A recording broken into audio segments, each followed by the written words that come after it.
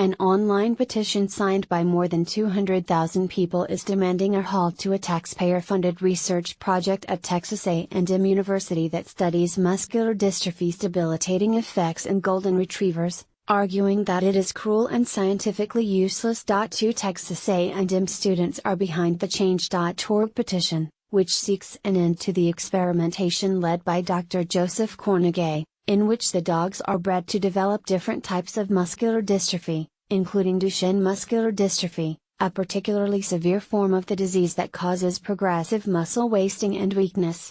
Studies with these dogs haven't led to a cure or even a treatment to reverse disease symptoms, even after experimenting for 30 years, states the petition, which as of Tuesday morning had 217,645 signatures. The petition follows a year-long protest by animal rights activists that began after an anonymous worker at the Texas A&M laboratory sent photos and videos of disabled dogs to People for the Ethical Treatment of Animals (PETA). The images, obtained by PETA in 2013, showed golden retrievers struggling to walk and eat.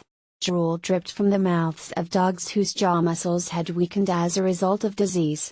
PETA promptly filed an open records request for information about the research, which the group contends Cornegay has been conducting for more than 30 years at various institutions. By late last year, PETA compiled corroborating evidence from the university on the research as well as testimony from scientists who claim the experiments are of no value to human patients. "We had no idea that these sorts of experiments were going on," Dr. Alka Chandna, PETA's senior laboratory oversight specialist, told Fox News. "It's sad that in nature we see disease and disability, but to deliberately breed animals to have muscular dystrophy is criminal," Chandna said. "They are using public money to conduct research that is painful and involves a lot of suffering. At the end of the day, dogs and humans are not being helped," she said. In its effort to end the program, PETA cites Cornegay's own writings detailing how researchers stretch muscles of the dogs with levers to induce mechanical damage and how some dogs experience a shift in their hind limbs and an inability to open their mouths. But the university stands firm in its belief that the research is valuable in developing new treatments for the disease in humans, in particular, Duchenne muscular dystrophy. DMD is a genetic disease that affects boys, all of whom die early in life. While DMD occurs in nature in both children and dogs, the disease is not as severe in dogs, which means dogs offer a unique opportunity to learn as much as possible, thereby helping all affected by DMD, university spokeswoman Amy Smith said, speaking on behalf of Cornegay and the research project. "After years of study, we are close to a promising novel treatment involving gene therapy," she said. Smith also noted that the Federal Drug Administration requires medications to be studied in at least 2 animal species before being tried with people. "Without animal studies, there will be no new medications for people," she said. Texas A&M also defends its handling of the dogs, saying they are treated with great care and tenderness for the heroes that they are.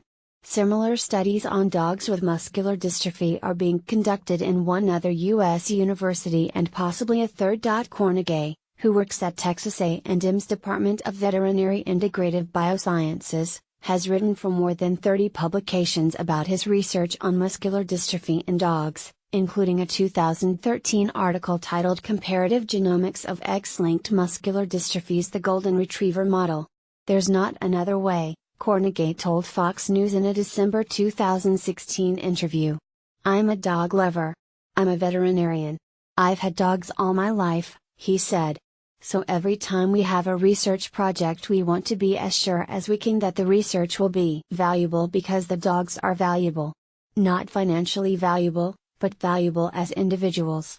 Animals rights groups, however, say the photos and videos say it all about the treatment of the dogs at Texas A&M.